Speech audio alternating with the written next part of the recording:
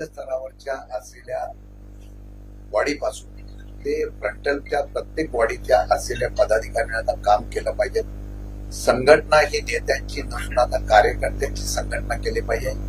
कारण नेते गेल्यानंतर पूर्ण संघटना घेऊन जातात. यात बदल करण्याचा दृष्टिकोन आम्ही घेतलेला आहे. मला वाटतं की जळगावमध्ये चांगल्या प्रकारची यश पक्षाला येणाऱ्या भविष्य काळामध्ये मिळू शकतं, हा आत्मविश्वास आहे. त्यामुळे आम्ही संवाद साधला.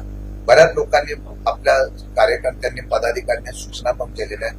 त्या सगळ्या सूचना लक्षात घेऊन काही महिना अखेरपर्यंत किंवा जूनच्या पहिल्या आठवड्यापर्यंत पूर्णपणाने नवीन जुन्यांचा मिलाप करून चांगल्या प्रकारची संघटना ही केरळ राज्यस्तरीय आणि जिल्हास्तरीय करण्याच्या वरती मला पदाधिकाऱ्यांनी सूचना केलेल्या आहेत. 1 वर्ष पक्षासाठी सगळ्यांनी योगदान द्यायचं, दिवस रात्र मेहनत करायची, ग्रासरूटवर जाऊन तालुका जिल्हा स्तरावर या ठिकाणी बैठका घेऊन पक्ष बांधायचा, जनतेच्या प्रश्नासंदर्भामध्ये आंदोलनाला उतरायचं, परिणामाचा विचार न करता त्या ठिकाणी लढाई करायची.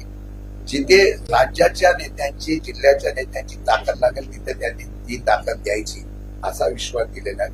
मी तुम्हाला खात्री देतो एक साधारणतः 1 ते 1.5 महिन्याच्या आतमध्ये जळगावमध्ये चांगल्या प्रकारची पार्टी कार्यकर्त्यांचा पक्ष म्हणून चांगल्या प्रकारचं उभं करायचं तुम्हाला पाहायला मिळेल.